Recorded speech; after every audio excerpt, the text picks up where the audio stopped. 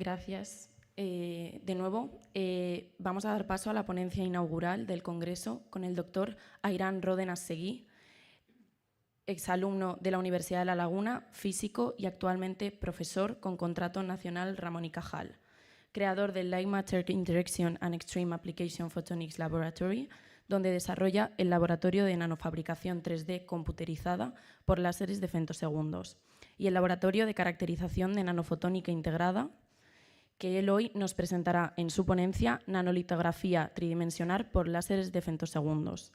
Sorpresas en nanofotónica. Que se vaya.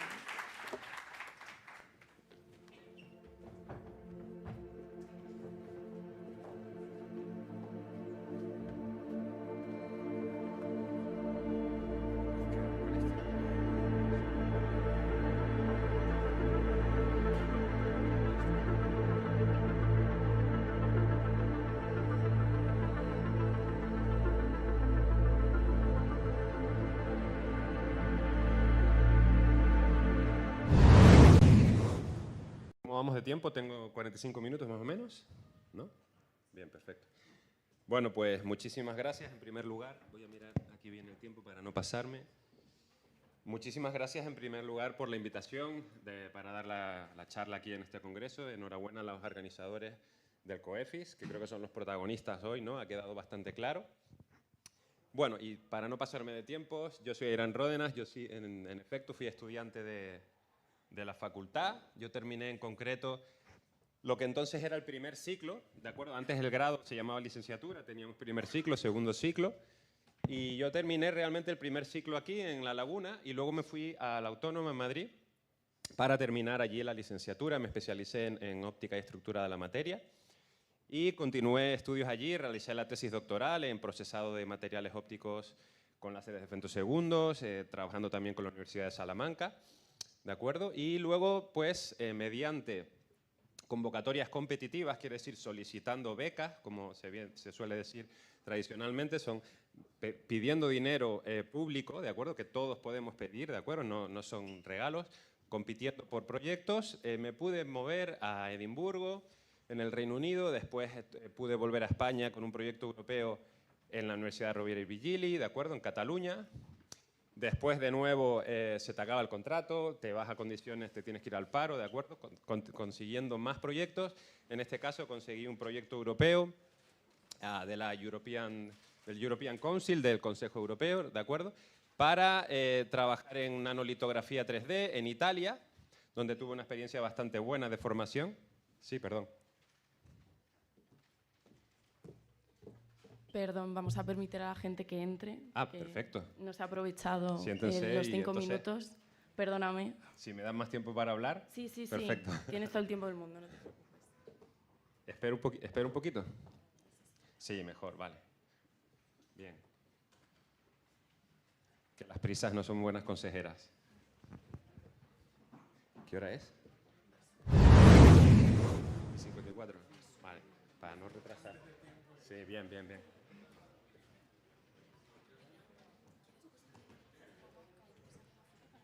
¿Dónde?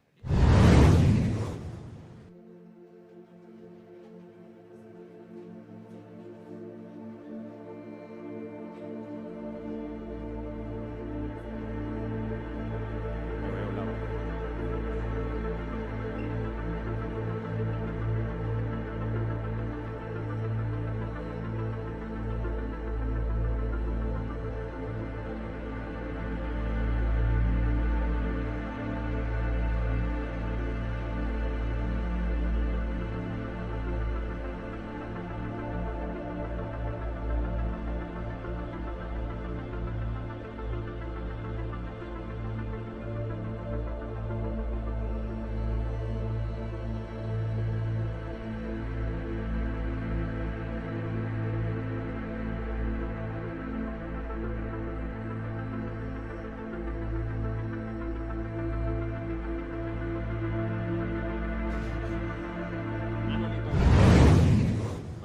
De qué va esto de la nanolitografía, ¿de acuerdo?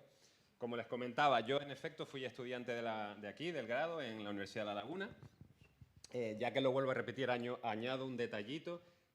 A mí no me fascinaba enormemente la astrofísica, ¿de acuerdo? Que siempre ha sido una de las ramas potentes que se da en este grado.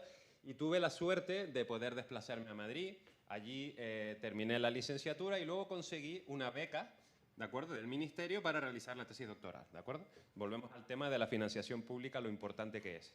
Terminé la tesis doctoral en Madrid en el 2009, hace bastante tiempo ya, y con contratos competitivos de financiación pública para realizar proyectos de ciencia innovadora, pues en este caso me desplacé a Reino Unido, después pude volver a España, en concreto a la región de Cataluña, ¿de acuerdo?, donde trabajé en un proyecto europeo para fotónica en aeronáutica, sensores para aviones fotónicos.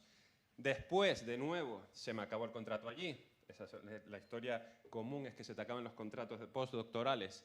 Pude conseguir un contrato para irme a Italia. Allí desarrollé un proyecto europeo, un proyecto propio que se llamaba Extreme Light, que es la base de lo que hacemos ahora en el laboratorio.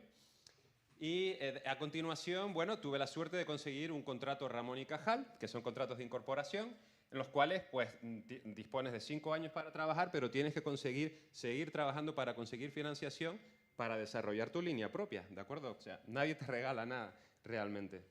Bien, el grupo LeapLab es un grupo eminentemente experimental, ¿de acuerdo? Y está basado en la línea Ramón y Cajal, como les comentaba, eso es lo que te permite venir y asentarte aquí. Y está enfocado en el ámbito de la fotónica y la nanotecnología. Todo esto es gracias a, incido de nuevo por última vez, en los proyectos competitivos, la financiación pública, que es muy difícil de conseguir, ¿de acuerdo? Pero te permite dar pasos adelante. Financiación del gobierno nacional, de Europa y financiación regional del Cabildo, del Gobierno. Tenemos un poquito de espacio en el Nanotec, por ejemplo, que está aquí cerca, y podemos colaborar con científicos de todo el mundo gracias a esta financiación, ¿de acuerdo? Lo cual es muy importante. Y les redunda a ustedes, los que se acerquen al laboratorio o a realizar trabajos de fin de grado, pueden colaborar con nosotros. Aquí ven pues, cosas de las que les voy a hablar a continuación. Bien.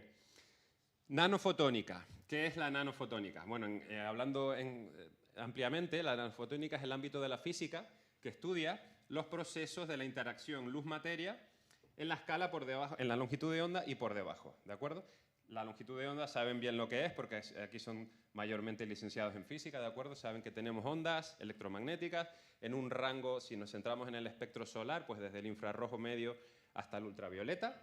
Con lo cual, hablando de nanofotónica, ¿sería realmente necesario, por ejemplo, si hablamos en términos generales de nanofotónica, ¿es necesario que sea nano? ¿De acuerdo? Es una pregunta que se pueden hacer. Bueno, realmente lo importante no es tanto que sea nano, sino, como les comentaba, la relación de la onda con la estructuración de la materia. ¿De acuerdo? En este caso, si tenemos el caso, aquí ven, debajo tienen el parámetro A, que sería el parámetro en el que subdividimos la materia, ¿de acuerdo? Si el parámetro A, en función a la longitud de onda, es de en torno a 1000, quiere decir que la onda no percibe realmente discontinuidades en su escala y lo que ve es un medio homogéneo infinito, digamos, ve una interfaz y estamos hablando de la óptica geométrica, ¿de acuerdo? En el otro extremo tenemos una subdivisión de la materia extremadamente fina, que serían los átomos, y una onda común no distingue los átomos, no es capaz de verlo, ve un medio continuo. Ahí tenemos las ecuaciones de Maxwell y tenemos un medio continuo. En este caso tenemos la física de estado sólido, en óptica lo que sería pues física de cristales ordinarios, ¿de acuerdo? Aquí suponemos que estamos hablando de cristales de materiales dieléctricos, no son conductores, son transparentes a la luz. Pero ¿qué pasa en la zona intermedia? En la zona intermedia, por ejemplo, cuando A partido por lambda es 1, hay una resonancia, ¿de acuerdo? Es lo que pueden ver en este caso. Tenemos una resonancia, ¿de acuerdo? Y la onda va a sentir enormemente, va a interaccionar mucho con el medio. Y ahí es donde comienza el área nueva de la fotónica, la nanofotónica, incluso el área de los metamateriales, que es algo más nuevo que se viene estudiando en los últimos 15 años, y se ve que se pueden conseguir propiedades efectivas del material diferentes a lo que el material en sí es capaz de manera homogénea, ¿de acuerdo? Bien. Contestando la pregunta que hacíamos de la nanofotónica, ¿es realmente necesario que sea nano? No, no es realmente necesario. Si nos fijamos en el espectro, por ejemplo, si trabajamos en el infrarrojo medio, en la zona térmica, donde podemos hacer imagen térmica, ¿de acuerdo? O imagen nocturna en el infrarrojo cercano también, con estructurar en torno a la micra, o a las 2 micras, es suficiente para tener efectos de resonancia, ¿de acuerdo? Bien. No sé si, por cierto, alguien se hace idea lo que viene a ser una micra o 100 nanómetros. ¿Alguien sabe claramente lo que es? ¿De acuerdo? ¿Cuánto sería una micra en el mundo real o cuánto serían 100 nanómetros? 100 nanómetros es más o menos lo que puede medir un virus. Un virus de los pequeños pueden ser 100 nanómetros, aislado el virus, ¿de acuerdo? Estas son las escalas espaciales de las que estamos hablando. Vamos a ver, estos son 2 ejemplos muy concretos. Una estructura artificial que realizamos nosotros en el laboratorio, ¿de acuerdo? Y aquí tienen una estructura biológica, natural, una estructura nanofotónica tridimensional, donde lo que vemos es una reflectancia centrada en el verde, omnidireccional. Esto es una cosa que ocurre de manera natural en escarabajos, ¿de acuerdo? O en pájaros, ¿bien? Y en el laboratorio lo que podemos hacer es confinar la luz enormemente, ¿de acuerdo? Y obtener lo que será una cosa de las que le voy a hablar a continuación, que son guías de onda, ¿de acuerdo? O sea que en este sentido la naturaleza también nos permite, nos da ideas sobre cómo avanzar en la tecnología. Con lo cual es importante mantener la naturaleza y estudiarla en profundidad en ese sentido, porque tiene impacto hasta en la nanofotónica, ¿de acuerdo? Aunque pueda sonar un poco loco. El año pasado tuvimos a Francisco García Vidal, de la Autónoma, que dio una charla excelente sobre nanofotónica, precisamente, y nos habló un poco de las estructuras de cristales fotónicos, ¿de acuerdo? Siguiendo la línea de en lo que él hablaba, eso es uno de los ámbitos en los que trabajamos aquí. Y bueno, una de las preguntas que nos surge siempre es ¿y el para qué? ¿No? El para qué, eso cuánto dinero da, eso para qué sirve en el corto plazo. Bueno, esto tiene un interés bastante grande para controlar la propagación de la luz, como por ejemplo ponía el profesor Francisco en esta imagen, un control de la luz en la escala de la longitud de onda, consiguiendo que la luz siga la curvatura que uno quiera sin pérdidas realmente, que es la dificultad. A generar luz eficientemente, nuevas frecuencias, ¿de acuerdo? Ese es el camino hacia el que va la nanotecnología. Y detectar con eficiencia. Desde el punto de vista de la instrumentación, por ejemplo, para astrofísica, lo que más interés tiene es desarrollar instrumentación avanzada, como vamos a ver algún ejemplo a continuación. Bien. Aplicaciones. Hablábamos de la generación de luz coherente supercontinua. Es decir, no solo tenemos la posibilidad de generar láseres que tienen una frecuencia muy bien definida, luz coherente, sino que hay un efecto que ya desde el 2003 se empieza a estudiar, sobre todo salta más a la fama, digamos, en el 2013, hace solamente 10 años, que es la generación de supercontinuo.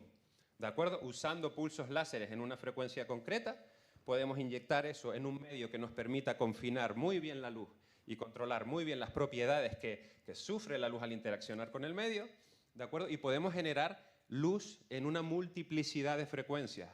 Es decir, tenemos un instrumento a nuestro alcance potentísimo. Esa es una de las líneas más principales en las que se está caminando en fotónica en general. Aquí pueden ver, hace 20 años saltan un poco a la fama las estructuras de cristal fotónico en fibras ópticas, ¿de acuerdo? Esto ya venía desde el año 87, que el concepto se desarrolla teóricamente.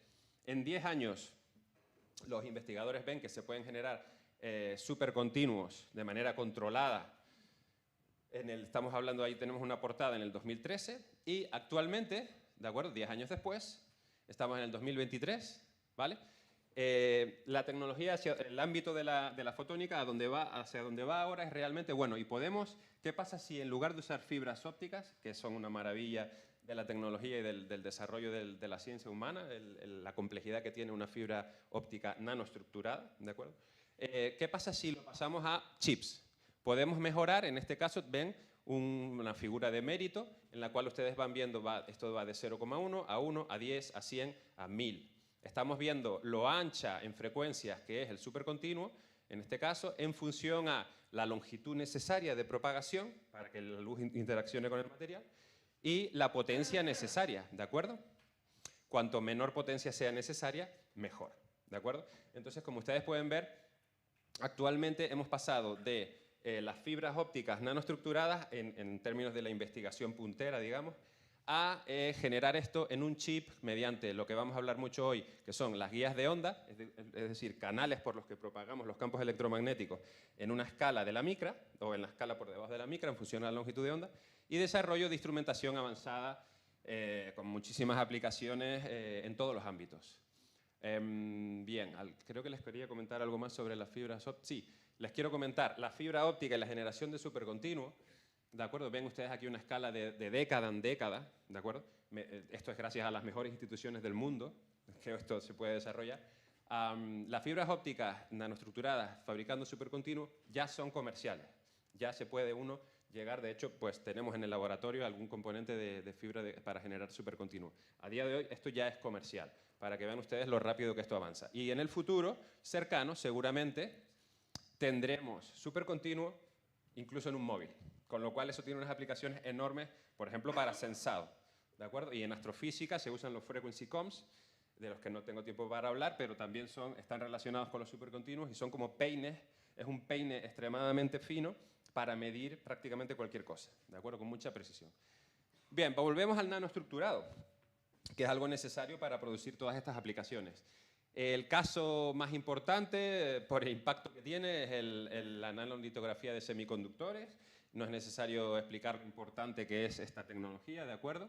Básicamente es una nanolitografía óptica, porque hay otras maneras de litografiar el material, pero mediante esta técnica es con lo que se ha conseguido desarrollar la industria de microchips, ¿de acuerdo? Y actualmente se usa luz en el ultravioleta y en el ultravioleta extremo, ¿de acuerdo? Que lo tienen aquí señalado, por la sencilla razón de que si disminuimos la longitud de onda, disminuimos el tamaño de spot que podemos conseguir, los tamaños más finitos que podemos conseguir para hacer los microchips. Y esta gente está trabajando ya, lo digo porque desde luego en España no se desarrolla, esto es una empresa holandesa, en 13,4 nanómetros de longitud de onda, ¿de acuerdo? Lo cual es extremadamente difícil de generar y extremadamente difícil de controlar. Esa longitud de onda, esa onda con esa longitud de onda, muy difícil de controlar, ¿de acuerdo? De manera que esta tecnología es muy avanzada, muy importante actualmente, como todos podemos entender. La apertura numérica, es lo que pone aquí, NA, Numerical Aperture, es el cono de luz, ¿de acuerdo?, con el que enfocamos la luz, ¿de acuerdo? Y esa apertura numérica es muy importante, como pueden ver también, está aquí en el denominador. Sin embargo, la apertura numérica a nivel físico, hay un momento en el cual no podemos aumentar más la apertura numérica. Ya hemos alcanzado esa limitación física realmente. Con lo cual, el camino por el que se ha optado es el de reducir la longitud de onda, aunque eso tiene unos límites, lógicamente. Necesitamos nuevos materiales para controlar esa longitud de onda.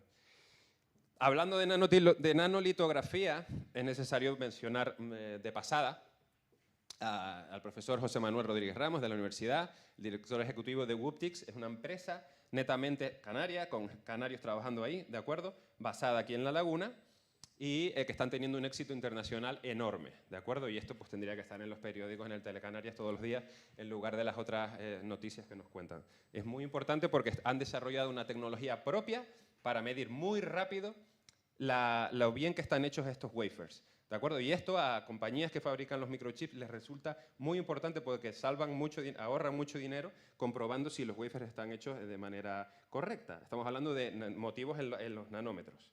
Y esto, en lugar de hacerlo en minutos, que pierden mucho dinero, lo podrán hacer en segundos. Se pueden imaginar la importancia que tiene. Y está viniendo gente de Japón, de Estados Unidos, etcétera, para ver si les interesa comprar sus equipos. Bien, el nanoestructurado, si alguien en esta sala está viendo esto y pensará, bueno, pero realmente se puede ir más allá de la nanolitografía óptica. Sí, desde luego.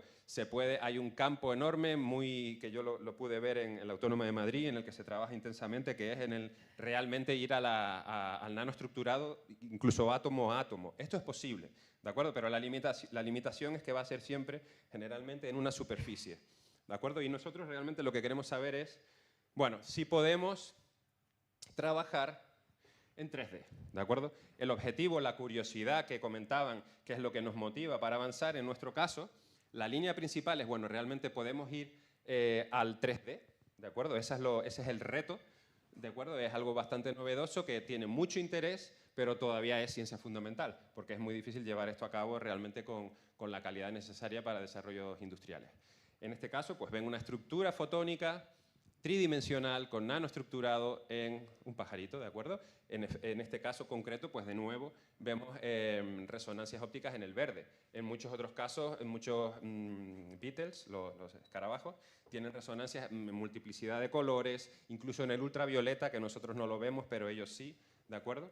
Y esto es un ejemplo de una estructura tridimensional, no sé si se ve bien con el contraste, pero tenemos una guía de onda que se propaga dentro de una estructura tridimensional y podemos incluso producir estructuras cruzadas con patrones tridimensionales.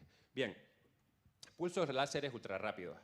¿Qué nos permite un pulso láser ultrarrápido? Básicamente lo que ustedes ven ahí es una luminiscencia, unos fotones que son emitidos desde una solución líquida que tiene capacidad de emisión, absorbiendo en un proceso de absorción a 2 fotones, ¿de acuerdo? Es un proceso en el cual el electrón absorbe 2 fotones de golpe y emite solamente donde está el pico de intensidad óptica, solamente aquí. Si usamos un proceso a un solo fotón, no tenemos esa selectividad tridimensional. Esa es la base de la tecnología 3D láser, ¿de acuerdo? No trabajamos en superficie, trabajamos en 3D. Bien, esto es necesario decirlo, fue gracias a Maria Goeppert, que en su tesis doctoral, ¿de acuerdo? Predijo y analizó teóricamente, estamos hablando de la época del desarrollo más importante de la mecánica cuántica, ya predijo los procesos a 2 fotones, ¿de acuerdo? 30 años antes, 3 décadas antes de la existencia del láser, del descubrimiento por primera vez, la demostración en el 60 por Feynman del láser, y esto tuvo mucho impacto en astrofísica unos años después y en física nuclear. Ella después, muchos años, obtendría el Nobel por otras investigaciones, ¿de acuerdo? Bien, ¿cómo de rápido tienen que ser los pulsos? Bueno, sabemos que tenemos que usar pulsos rápidos para producir absorciones multifotónicas. ¿Cómo de rápido? Bueno, en realidad hay un tiempo que es el tiempo de acoplo electrón-fonón. El fonón es una vibración de la red. Los que hayan dado estado sólido tendrán alguna idea de lo que es el fonón. Los electrones transfieren su energía a los iones en una escala de picosegundos. Entonces, si queremos minimizar el daño colateral usando un láser y producir patrones en la escala de nano, necesitamos ir realmente por debajo de esa escala, por debajo de los picosegundos. Y eso actualmente, por suerte, la tecnología óptica ha avanzado lo suficiente y podemos tener, incluso comerciales, láseres que trabajan entre los femtosegundos, entre un femtosegundo y un picosegundo. Tenemos láseres que trabajan en los cientos de femtosegundos y trabajan, y esto quiero decir trabajan, perdón, es una traducción mala del inglés, funcionan 365 días del año sin estropearse, lo cual es un avance enorme. Estas herramientas tan precisas ya las estamos usando aquí en el laboratorio, ¿de acuerdo? Y podemos controlar además la duración del pulso, podemos alargarlo, pero también podemos acortarlo y desacoplar de procesos de interacción con plasmas, procesos de ablación, que la ablación es una explosión que se produce en el material, ¿de acuerdo? Una microexplosión, y estamos en tiempos muy por delante de lo que sería pues, el proceso de transferencia. Finalmente el electrón se desexcita y emite un fotón, lo que sería la emisión óptica, ¿de acuerdo? En tiempos mucho menores. Bien, ¿cuánto sería un pulso de 200 femtosegundos? Sabemos que es un tiempo más largo que el picosegundo, pero realmente Daniel Alonso mencionó, estamos hablando de múltiples escalas en el tiempo, porque los procesos cuánticos ocurren muy rápido. Bien, ¿cuántos son 200 femtosegundos? 200 femtosegundos, ¿de acuerdo? No 1, sino 200, a un minuto es como un minuto a la edad completa del universo. ¿De acuerdo? No creo que nadie sea capaz de imaginarse, de tener una idea clara de lo que significa esto, pero es un tiempo extremadamente corto. Y eso es el tiempo en el que el pulso llega, interacciona y desaparece. Y luego no ocurre nada hasta que llega el siguiente pulso, porque es un tren de pulsos. En esa escala, realmente el material, los electrones, ven que llegan los fotones, ¿de acuerdo? Y después no llega nada, y luego llega otro, y luego llega otro. Y eso nos permite, en esa escala temporal, nos permite controlar el material con una precisión enorme. Esto está ocurriendo, esto se empieza a desarrollar ahora, y bueno, suponemos que tiene un camino muy largo de desarrollo en física fundamental y en tecnología. Bueno, bien, esta es la base, esto está muy bonito, esto está muy bien. ¿Para qué lo podemos aplicar y podemos realmente llegar a la escala submicrométrica? Esas son las preguntas que vamos a resolver en esta charla rápidamente. Bien, aplicaciones, he decidido ponerle una aplicación concreto en astrofísica, que es un ámbito muy popular aquí, muy importante en las Islas Canarias, una aplicación para astrofísica, ¿de acuerdo? Bien, en interferometría óptica necesitamos hacer interferir haces de diferentes telescopios para medir sus espectros. Es una aplicación fácil de la interferometría. Hacemos interferometría, hacemos la transformada de Fourier y obtenemos el espectro de luz que nos llega de las estrellas. Eso se llama la interferometría estelar, ¿de acuerdo? Con luz del cielo. Esto es extremadamente complicado de realizar eficientemente sin perder fotones. Los astrofísicos, los instrumentalistas en astrofísica siempre necesitan medir todos los fotones que llegan, ¿de acuerdo? Porque no es lo mismo una fuente láser que emite mucha luz y es muy fácil usarla, que usar luz de las estrellas. Eso es mucho más complicado y además estamos usando equipamiento muy caro. El tiempo es dinero en astrofísica. Entonces hay un ámbito nuevo que es el ámbito de la astrofotónica. Esto viene desarrollándose más o menos en el 2010. Yo tuve la suerte en mi postdoc de trabajar en este ámbito con investigadores de Reino Unido y de Francia. Y el ámbito de desarrollo en este caso particular, porque hay muchas otras aplicaciones de la astrofotónica, es la combinación de haces. En lugar de tener una mesa óptica en la montaña que hay que estar realineando constantemente y que exige un cuidado y un tiempo de medida, la tecnología está yendo, lo que están proponiendo los mismos instrumentalistas en astrofísica, lo que quieren es que se desarrollen chips de combinación de manejo de luz, ¿de acuerdo? En el chip, de manera que eso ya está alineado, no hay que alinearlo, ocupa muy poco espacio, es muy robusto y nos permite nuevas funcionalidades, ¿de acuerdo? Esto es un ejemplo en particular de lo que se llama astrofotónica. Si les interesa la fotónica y les interesa la astrofísica, ahí tienen un ámbito muy interesante para que investiguen. Bien, en este caso lo que hicimos, a mí me tocó desarrollar estos chips de combinación de haces, en inglés se llaman beam combiners, ¿de acuerdo? Para combinar, en este caso el reto era la demostración más básica, que es combinar 3 haces, y la idea es no cruzar las guías de onda, que son estos canalitos que tienen aquí. Por aquí se propaga la luz, y si tienes un circuito planar, la complejidad aumenta exponencialmente con el número de telescopios, porque tenemos que cruzar los haces sin que haya un crosstalk, sin que haya contaminación de un canal a otro. Ustedes ven aquí que cada vez que yo cruzo los haces, tengo que hacerlo de una manera específica. Eso complica mucho la tecnología, ¿de acuerdo? En cambio, en 3D, pues se pueden imaginar, uno puede hacer maravillas en 3D, no hace falta ser muy inteligente para darse cuenta de que uno puede desacoplar las guías de onda en el plano en el que se propagan, cruzarlas, hacer entrelazamientos, hacer acoplos evanescentes no en el plano, sino fuera del plano, y bueno, la imaginación realmente puede volar para la gente que trabaja en este ámbito. Lo difícil es fabricarlo, ¿de acuerdo? Pero a nivel teórico es muy excitante este campo.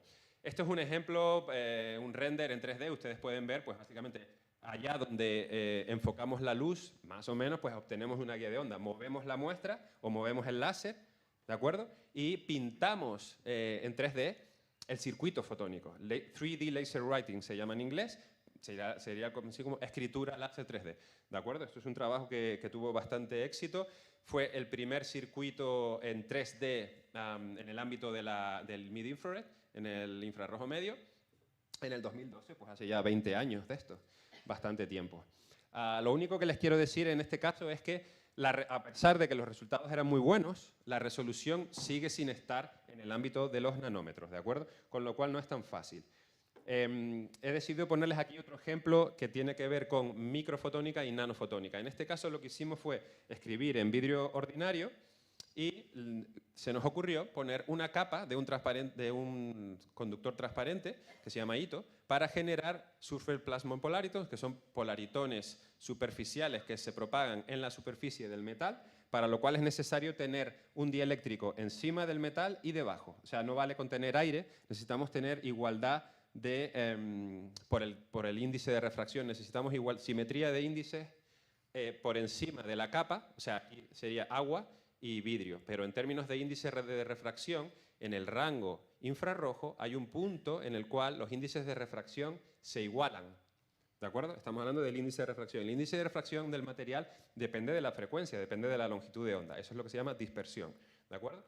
Del índice de refracción, con lo cual nos dimos cuenta que haciendo ingeniería de la estructura y yéndonos al ámbito infrarrojo medio, perdón, podíamos generar plasmones que es luz muy confinada en la escala nanométrica.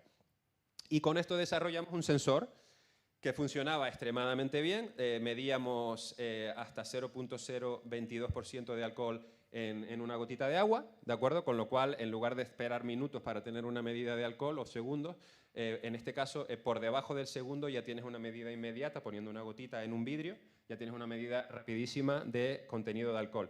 Este sensor en diseño básico es muy robusto y la figura de mérito que teníamos en aquel momento, en el año 2016, era competitiva con prácticamente todos los artículos que estaban publicados con estructuras muchísimo más complicadas, ¿de acuerdo? O sea que a veces la imaginación te permite desarrollar cosas muy competitivas.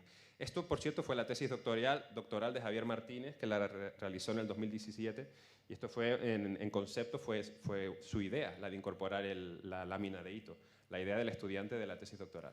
Bien, actualmente, por tanto, como hemos visto, con láseres podemos hacer microestructuras, pero es muy difícil superar la barrera micro.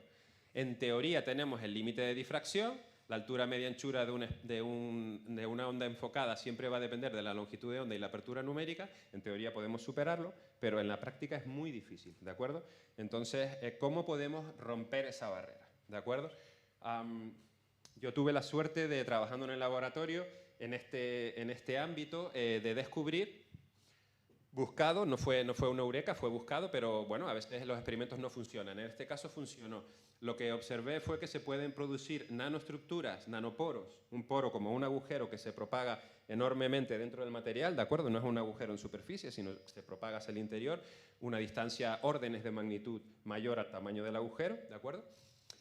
Lo que observé fue que modificando con el láser la estructura cristalina del material, se puede producir una reacción química al meter el cristal en una solución que disuelve el cristal, se genera agua y se genera un nanoporo que se propaga. Y en el microscopio óptico vemos estas líneas negras porque el índice de refracción aquí es aire, es 1, y aquí el índice de refracción es más o menos 1,8, hay un contraste de índice enorme. Básicamente la luz rodea esta estructura, no es capaz de atravesarla por refracción, y en el microscopio vemos líneas negras. Cuando uno ve esas líneas negras en una escala por debajo de la micra, que es difícil de enfocar, está claramente viendo pues, una estructura fotónica, una estructura que difracta enormemente la luz, ¿de acuerdo?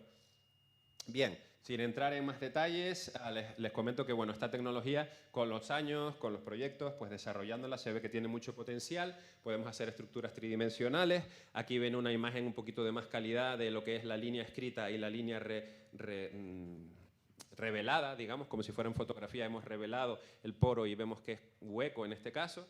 Y esto nos ha permitido también trabajar en diferentes tipos de cristales, en cristales de Jack, que son muy importantes para tecnologías ópticas y para láseres de estado sólido, pero también en un cristal muy importante que es el cristal de zafiro, el titanium sapphire, el zafiro, es un cristal, es un óxido de aluminio que lo dopas con titanio y tiene una emisión sintonizable y es un instrumento de medida importantísimo en la óptica y en la tecnología, ¿de acuerdo?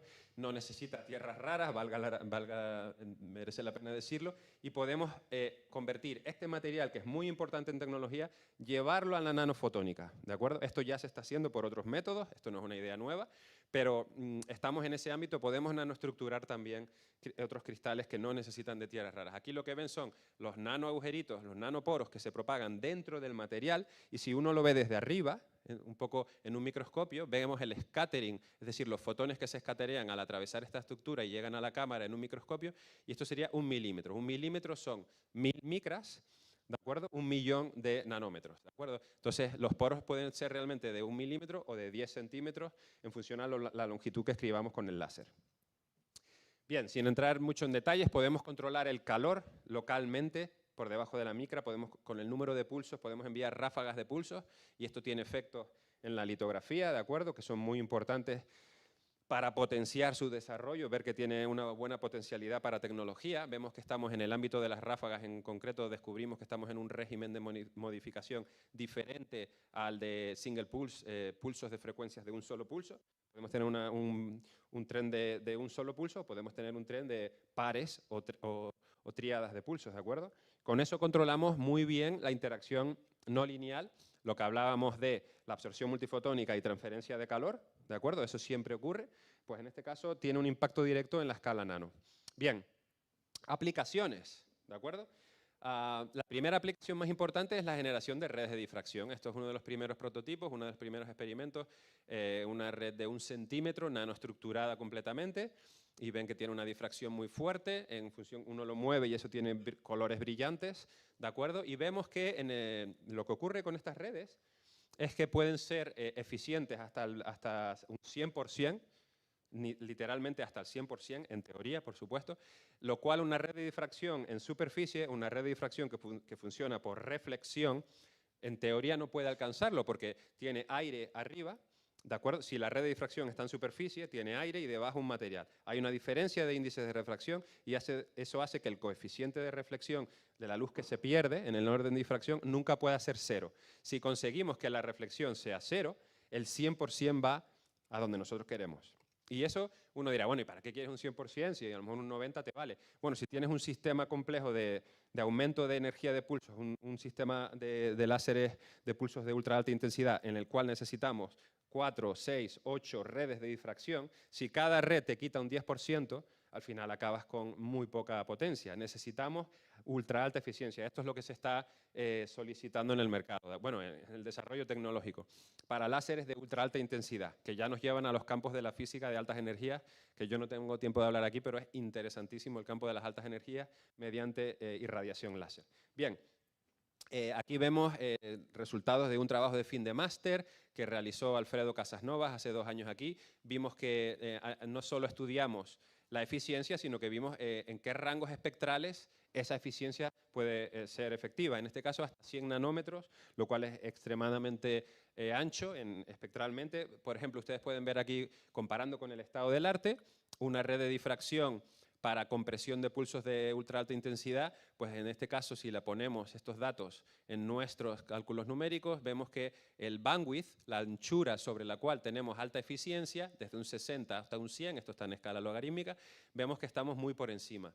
En el caso, por ejemplo, de una eficiencia ultra alta por encima del 97%, en principio nuestra tecnología da anchuras de banda superiores al estado del arte. No vamos a decir que esto es mejor que lo que se hace, por supuesto que no lo es porque tiene muchos otros problemas, pero es competitivo, ¿de acuerdo? En este caso, por ejemplo, una de las personas que habló, la vicerrectora, habló de la razón y la fe. En este caso nos guiamos por la razón, y la razón lo que nos dice, en lugar de hacer un acto de fe de que esto va a ser muy bueno, no, hay que comprobar los números, siempre hay que irse a los números, y en este caso los números nos validan, ¿de acuerdo? Nos validan la tecnología que estamos desarrollando. Y si nos lo validan, continuamos en esa línea, si no, no. ¿De acuerdo? Es muy importante tener los pies en el suelo y saber un poco si tiene interés o no lo que se está desarrollando. Bien, hemos hecho investigaciones numéricas también el efecto de borde de la red de difracción. En este caso vemos que no produce un efecto malo, sino que incluso nos aumenta un 7% la anchura espectral en la cual una red en particular funciona con alta eficiencia. Bien, saltando de las redes de difracción, vamos a hablar de lo que hablábamos de las guías de onda, la generación de supercontinuos, ¿de acuerdo? Que tiene bastante interés. La tecnología actual es la nanofabricación, vamos a llamarlo convencional, pero es lo único que tenemos hoy en día y lo que realmente funciona. Es mediante multideposición de muchos materiales, ¿de acuerdo? Para obtener estructuras con diferentes índices de refracción. Si tengo diferentes índices de refracción, como en una fibra óptica, propago la luz ahí donde el índice es mayor, ¿de acuerdo? La luz va a tender a propagarse por donde el índice es mayor. En nuestro caso, en lugar de tener diferentes materiales, tenemos un solo material. Nosotros escribimos con el láser, hacemos una estructura tridimensional y es un solo material. Y esto nos dota a la tecnología. Primero, tenemos capacidad tridimensional, de la que ya hemos hablado anteriormente, pero además, la robustez que tiene, imagínense, un nanoestructurado mecánica y térmica es enorme. ¿De acuerdo? Eso pues, primero está dentro del material, no está en superficie. No lo vas a romper rozándolo, no tiene ningún problema, lo puedes meter en un río, te lo puedes llevar en un barco, lo que sea, lo puedes poner en un móvil o en un reloj, y además va a resistir altas temperaturas y altas presiones, deformaciones, etc. Y esto sí que es muy interesante y es un salto cualitativo frente a la tecnología heterogénea. Esto se llama Heterogeneous Fabrication y esta es homogéneo. Aquí tenemos un solo material. Bien. ¿Cuánto podemos confinar la luz en una guía de onda fotónica con la tecnología que estamos desarrollando? Bueno, el límite dentro de lo que son las pérdidas de la luz no es capaz de ir por donde tú vas y se dispersa en el espacio, se radia afuera. Bueno, el límite lo hemos visto, seguramente no es el límite, pero hemos conseguido confinar luz de telecomunicaciones a 1.5 micras, 1550 nanómetros, eso es luz invisible, pero hemos conseguido confinarla, esto es un modo confinado, lo que ven aquí, esta es la simulación y esto es la medida experimental que está limitada por difracción, lo hemos confinado en la escala de la micra, ¿de acuerdo?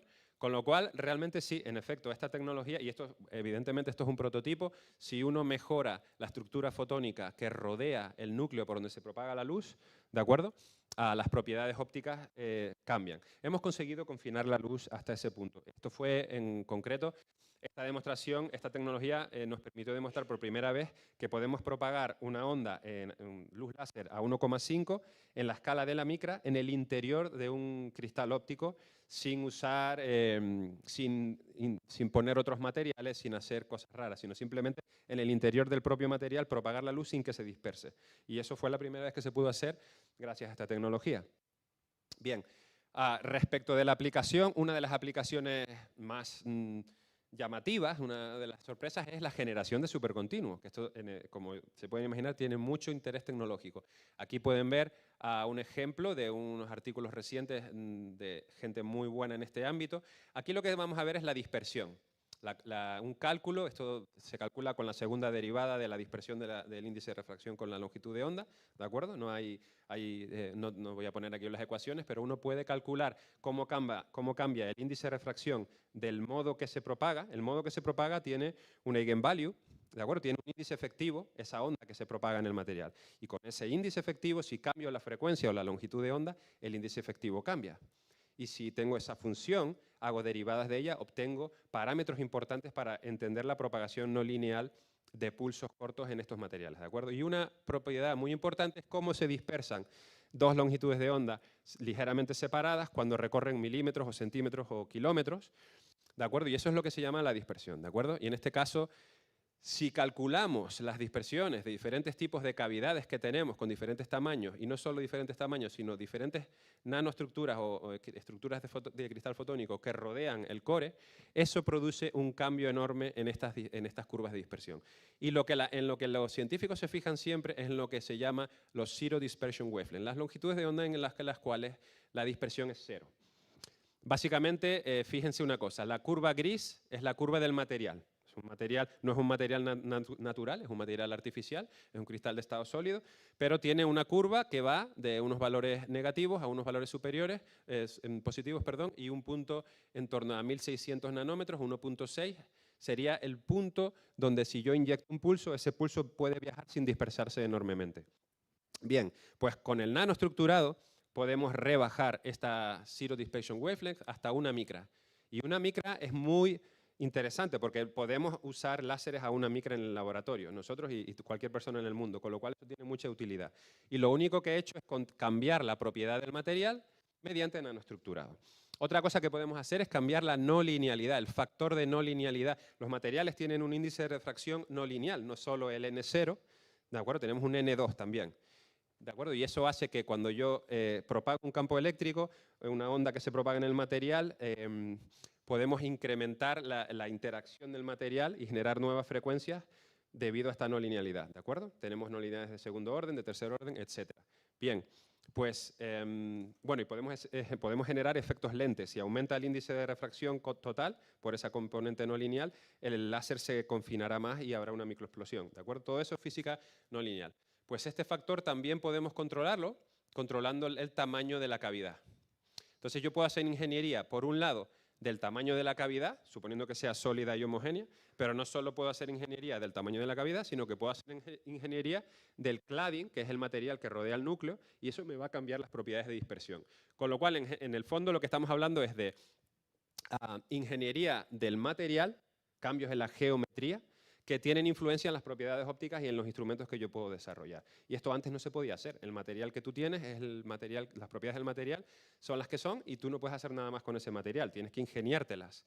Pero con la nanofotónica podemos superar esas barreras y tener nuevas funcionalidades ópticas, ¿de acuerdo? Ese es el concepto. Bien, y para ir terminando les quiero comentar, por ejemplo, otra de las cosas que podemos hacer, que estamos trabajando intensamente, es desarrollar guías de onda que pueden acoplar eficientemente con una fibra óptica. ¿De acuerdo? Esto es muy interesante porque las pérdidas Casi nadie habla en las charlas de fotónica de las pérdidas, pero en realidad es lo más importante. En cualquier experimento de óptica o de fotónica, las pérdidas son, y sobre todo para desarrollo tecnológico, la luz que tú pierdes al inyectar luz desde una fibra óptica, por ejemplo, a tu chip, normalmente pierdes un 50, un 60, un 70% de luz. Si podemos superar esa barrera e inyectar eficientemente luz en un circuito, eso tiene mucho interés también. No solo ya lo que hagas luego con la luz, sino el hecho de que tú eres capaz de manejar con eficiencia los fotones que has generado, que tiene un consumo eléctrico generar esos fotones, ¿de acuerdo? Bien, en este caso lo que hacemos es ingeniería de la estructura para que su modo de confinamiento se adapte al modo de una fibra óptica. No lo he puesto aquí, pero el modo de una fibra óptica es del mismo tamaño. En este caso estamos hablando de unas 10 micras, el tamaño de una célula, ¿de acuerdo? 10 micras.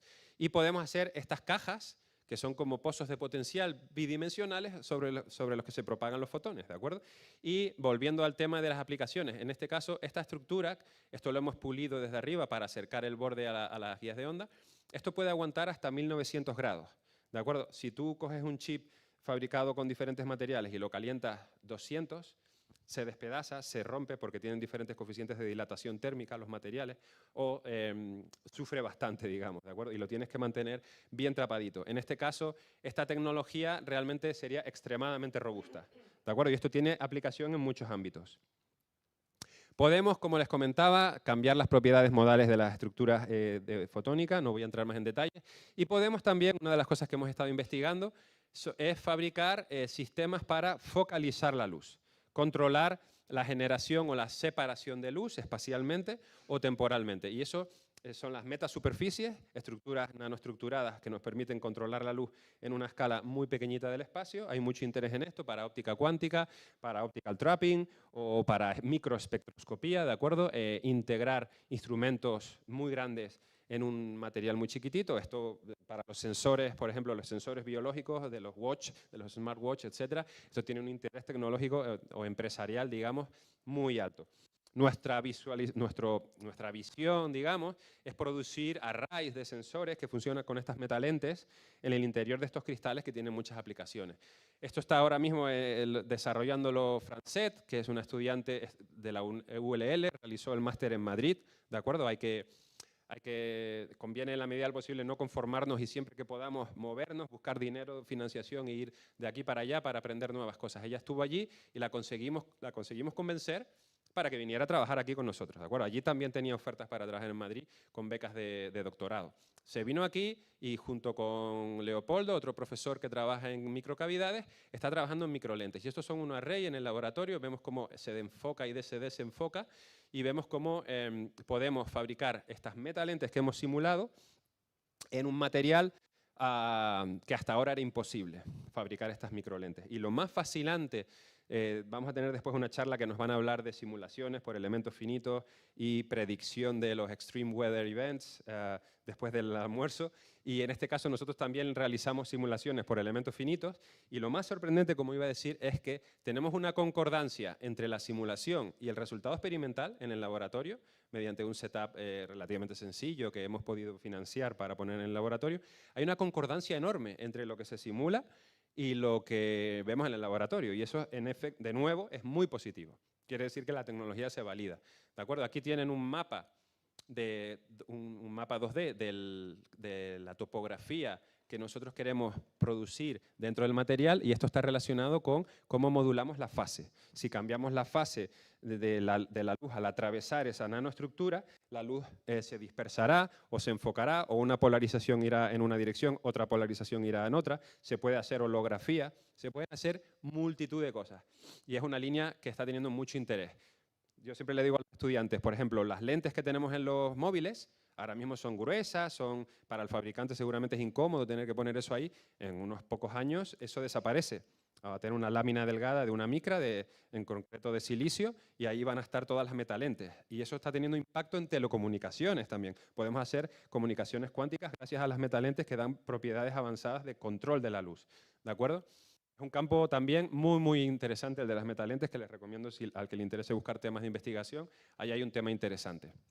Aquí lo que vemos es una simulación transversal de cómo se enfoca la luz y aquí vemos en el plano un foco, lo que en inglés llamamos diffraction limited, es decir, enfocamos la luz a lo que la difracción nos permite. No podemos enfocarlo más, ¿de acuerdo? Bien, y aquí en esta simulación ustedes ven esa misma estructura optimizada para 800 nanómetros de longitud de onda, que eso tiene aplicaciones en biología. Bueno, pues, ¿qué pasa si cambiamos la longitud de onda? Sigue funcionando, ¿de acuerdo? Tiene interés que la lente funcione en muchas longitudes de onda, ¿de acuerdo? Eso es difícil de conseguir. Se llama acromaticidad y lo que buscamos es, en este caso lo que hemos estudiado es, bueno, cómo de bien funciona. La focal nos cambia mucho, pero bueno, seguimos manteniendo el foco. Y eso es con una lente que no ha sido optimizada en absoluto para funcionar en otras longitudes de onda. Bien, y el último tema para acabar, el último minuto, les quiero hablar de confinamiento tridimensional completo. Hemos estado hablando siempre de propagación. Y siempre en un chip, que es el objetivo final, siempre vamos a propagar la luz. Pero ¿seríamos capaces de confinar fotones un tiempo para que interaccionen más con el material? ¿De acuerdo? Eso hay un factor que se mide, que es el factor de Q, que nos permite confinar la luz, lo que se llama slow light, conseguir que en efecto se propague su envolvente de manera más lenta. ¿Y cómo lo podríamos hacer? ¿Podemos confinar la luz en 3D con bajas pérdidas? Porque de nuevo hablamos aquí de pérdidas, ¿de acuerdo? Las pérdidas es lo malo, pero las pérdidas en este caso hay que tenerlas en cuenta, es muy importante. Bien, nosotros hemos obtenido financiación para un proyecto nacional, ¿de acuerdo? Que va a finalizar ahora y hemos obtenido, en primer lugar, simulaciones que nos demuestran que podemos obtener confinamiento tridimensional, ahora les voy a decir cómo, y la base para fabricarlo está en esta técnica que hemos ido mejorando año a año y obtenemos ya estructuras dentro del material que al pulirlo y mirarlo en un microscopio electrónico vemos que es posible tener muy baja rugosidad. Y esto está fabricado con un láser de 1 micra. El láser de 1 micra tiene una longitud de onda, la longitud de onda del láser es esta distancia de aquí a aquí. Y producimos motivos, o sea, cortamos el material, como quien dice, con una finura en la escala de nanómetros, ¿de acuerdo? Con lo cual, una de las líneas más de mayor impacto que tenemos ahora mismo es poder desarrollar microanillos. Como aquí en este anillo que ustedes ven a la izquierda, ven que hay un montón de luz alrededor, es decir, la luz en sí misma intrínsecamente en un anillo, este anillo, no he puesto la escala aquí, pero de aquí a aquí hay una micra. Estamos intentando que la luz resuene, que los fotones no se escapen en un círculo, en un anillito de 1 micra y la luz se escapa. En ese material, con ese índice de refracción, la luz, la física nos dice que la luz se escapa. ¿Cómo podemos hacer que no se escape? Bien, pues lo que hemos hecho es una estructura fotónica rodeando el anillo y por encima tiene aire y por debajo tiene aire también. Tiene una lámina que lo sostiene y luego tenemos el anillo. El anillo por debajo tiene uno más pequeño, no tengo aquí la imagen, pero el anillo está físicamente apoyado y tiene aire alrededor. Pero además tiene anillos concéntricos que crean un escudo que hacen que la radiación no pueda escapar. Nos aprovechamos de las estructuras resonantes nanofotónicas que hemos hablado al principio. Confinamos la luz. Y esto, bueno, numéricamente podemos ver qué pasa. Vemos que simplemente, si yo tengo mi anillito de 1 micra, el que vemos aquí, que toda su luz se escapa, si yo le calculo el Q, ¿de acuerdo? Es, digamos, un cociente entre la parte real e imaginaria del índice efectivo de ese modo de vibración. Con un solo anillito tenemos un Q. Bueno, la estructura, el anillo en sí tiene un Q de 240, que eso en el laboratorio eso jamás va a funcionar, es un Q demasiado bajo, vamos a tener muchas pérdidas. Pero si añadimos un anillo, el Q nos aumenta medio orden de magnitud, que tampoco es mucho, pero bueno, es solo añadiendo un anillo. Si empezamos a añadir anillos, esto va aumentando exponencialmente, esos anillos los podemos fabricar y la variación que ustedes ven aquí es qué pasa si el anillo es un poco más grande o un poco más pequeño. Eso es el error en la fabricación, siempre hay que tener en cuenta los errores. Bueno, aunque tengamos esos errores, esto va bajando y podemos llegar, en teoría, hasta un Q de 2 millones. Y esto con un Q de 2 millones no es un récord mundial, pero para hacer un microanillo sí que puede ser un récord mundial. Entonces, si podemos fabricar ese microanillo de 1 micra, no de 10 ni 20, sino de 1 micra de radio, y lo podemos hacer interaccionar con guías de onda que inyectan la luz y recogen la luz, tenemos una cavidad resonante y eso podría ser un microsensor extremadamente potente, ¿de acuerdo? Y en este caso esto está diseñado para luz en telecomunicaciones, a 1500, pero podemos extrapolarlo al infrarrojo o quizás se pueda llevar incluso al visible, si la tecnología en el futuro, si alguien tiene tiempo para investigarlo y la tecnología funciona. ¿De acuerdo? Así que con esto creo que estoy en el tiempo y muchísimas gracias a todos.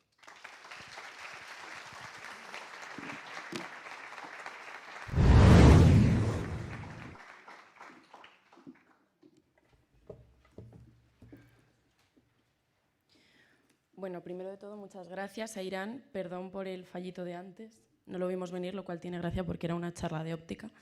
Si te parece, podemos dar paso a la ronda de preguntas, si alguien tiene preguntas.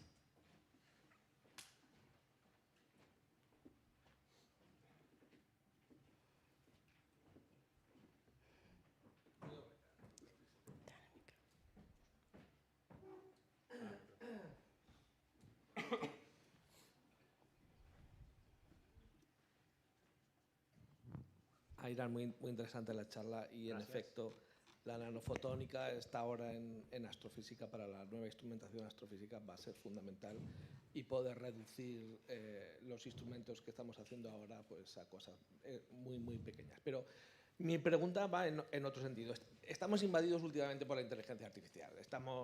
Todo es inteligencia artificial, todos son chips que estamos oyendo, que se hacen de 5 nanómetros, de 3, ya se están llegando a los 2 nanómetros, se quiere llegar. Yo te quería decir cuál es el límite. Estamos ya muy cerca del límite, supongo. Y si llegamos al límite, ¿qué hay más allá del límite? Bueno, siempre uno tiene que tener en cuenta cuando hay una charla que te pueden hacer preguntas que no tienes ni idea de qué contestar, ¿de acuerdo? Y el que habla por ahí y vende cosas te da una contestación. Yo tengo que decirte, no lo sé, porque soy científico, no lo sé. Realmente el límite, pues le tienes que preguntar a gente que trabaja en cuántica.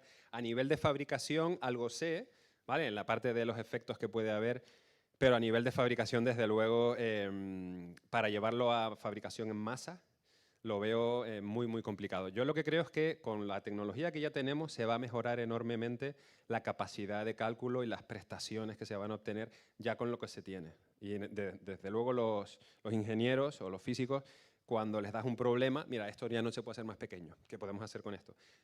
Tienen nuevas ideas y desarrollan, superan las limitaciones anteriores. Entonces, aunque la física nos ponga un límite físico, saldremos adelante. Bueno, fueron a la Luna en los años 60, ¿no? Con lo cual saldremos adelante.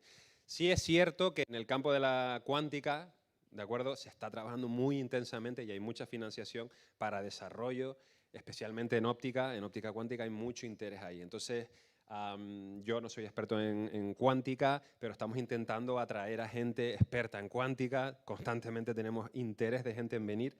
Y creo que nuestra obligación es atraer a esa gente que se incorpore aquí y generar un ambiente de trabajo que supere lo que tenemos actualmente, desde luego. Yo he tenido ofertas de gente muy importante en España para trabajar con ellos, escribiéndoles un proyecto para desarrollo de óptica cuántica, ¿de acuerdo? Realmente hay mucho interés en decir, oye, venga, vamos a escribir un proyecto, vamos a sacar esto, yo luego te lo pago y tal. Y bueno, es un tema candente, ¿de acuerdo? O sea, hay mucho interés y realmente la alimentación está en la tecnología.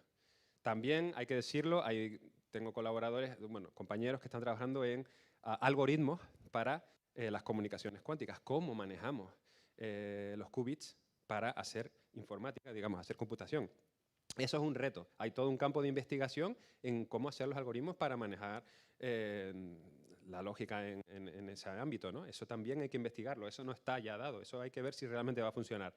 Esto es una burbuja que a lo mejor explota y luego vuelve a surgir, como todo, pero lo que es llegar a los nanómetros, pues bueno, invirtiendo muchos miles y millones y trillones de dineros consiguen llegar a esos límites, pero físicamente no sé cuál será el límite, desde luego.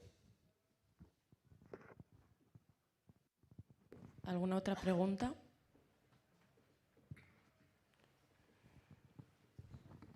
Hola, Irán. Gracias por la charla. Como esto es un congreso de estudiantes, aquí, Alfonso. he visto que has utilizado, claro, porque tienes efectos que tienes que mencionar, todas estas cuestiones de polaritones, habrá electronfonón, habrá plasmones, muchos de estos sistemas, etcétera. Quizá habría que, digamos, poner énfasis, sobre todo para estudiantes, que todo este tipo de cuestiones son cosas de teoría de campos en materia condensada, o sea, efectos de muchos cuerpos que hacen que la física es mucho más compleja.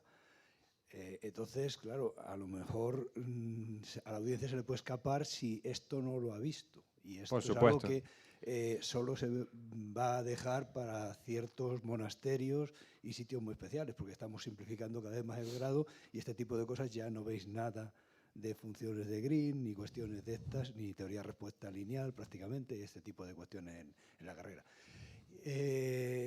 Pero bueno, que eso sí que ayuda más a entender por qué Irán tiene ese tipo de problemas y le aparecen ese tipo de propiedades que son a veces inesperadas, por esos efectos cooperativos y efectos que nos han ido sorprendiendo.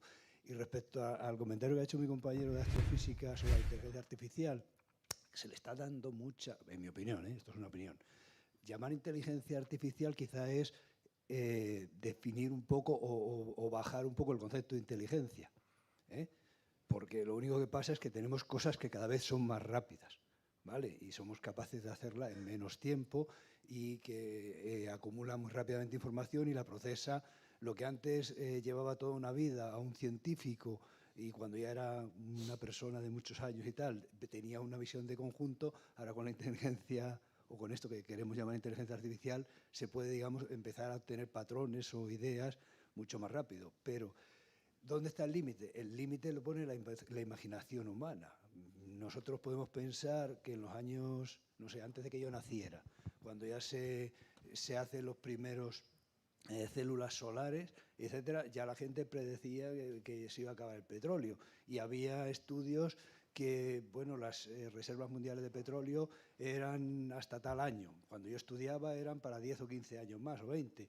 Hoy en día, con las nuevas técnicas y la imaginación humana, tenemos más reservas que las que se decía que había. Y se estima que hay muchas más. Se descubre. O sea, la imaginación en ciencia, con una buena formación, desde luego, va rompiendo esas fronteras que cada vez vemos que dan nuevos y sorprendentes aplicaciones, como lo que nos ha dicho él, que en un móvil donde ahora tenemos casi 60 o 70 elementos de la tabla periódica, casi el doble de lo que hay en nuestro cuerpo humano, etcétera, tenemos una tecnología todavía demasiado sucia, demasiado invasiva para ciertas cosas. Hay óxidos y cosas que son complicadas de procesar y después y generamos un montón de basura, pero que en el futuro es probable que esas lentes, como ha dicho él, pues mejoren un montón con todo este tipo de tecnología. Sí, sí, así es, por supuesto. Yo me gustaría quedarme con la idea de que, para todo el estudiantado que tenemos aquí, que ustedes sepan que es muy importante, lo que les decía antes, no conformarse y en la medida de lo posible buscar oportunidades. El planeta es enorme, se pueden ir a multiplicidad de países, no tengan miedo, porque el inglés hoy en día se aprende fácilmente, con el inglés te manejas en todos lados, y hay que salir de donde uno esté, al que vive en Madrid también tiene que salir y moverse y aprender cosas imposibles, inimaginables que ocurren en nuestro lugar, en nuestro país, en nuestro entorno. Se desarrollan cosas increíbles y las ideas antiguas está muy bien conocerlas, hay que aprenderlas, hay que pasar muchos años estudiando, pero hay que empaparse de lo nuevo y para eso hay que irse fuera, ¿de acuerdo? Y para eso tiene uno que ver lo nuevo que está ocurriendo, sobre todo, por ejemplo, tecnologías renovables, la nanotecnología, no ya la nanofotónica, la nanotecnología en todos los términos, en todo el ámbito de química, en física, está teniendo un impacto enorme, ¿de acuerdo? Y para eso uno tiene que salir. Entonces yo les recomiendo sobre todo que no se conformen. La financiación en Canarias es muy baja, enorme, demasiado baja. Un 10% no vale, tendrían que duplicarla, triplicarla, cuatriplicarla como mínimo. Entonces lo que yo les recomiendo es que salgan fuera. Son ustedes súper jóvenes, están en el momento de salir. En la medida en la que puedan, lo primero es buscar cómo hacerlo, ¿de acuerdo? Pero hay oportunidades y si no nos pueden preguntar en lo que le podamos ayudar, les ayudamos. Hemos pasado por eso ya, hemos estado fuera. Salgan afuera en algún momento de su etapa, los que quieran seguir en ciencia o no, y luego pueden siempre volver. Y si tienen una buena experiencia bajo el brazo, la gente, los que aquí trabajan, les van a dar un lugar, eso sin lugar a dudas, ¿de acuerdo? Pero no se conformen, salgan afuera y aprendan todos estos conceptos que estamos aprendiendo que se están desarrollando principalmente fuera. Nosotros hacemos algunas cosas aquí, hacemos una creación de conocimiento, pero lo más importante en general se realiza fuera, donde se invierte 10 veces más dinero que aquí. Imagínense lo que ustedes podrían aprender si van a esos lugares donde estarán encantados de recibirles, ¿de acuerdo? O sea que me gustaría quedarme con ese mensaje, de que salgan y luego vuelvan. Gracias.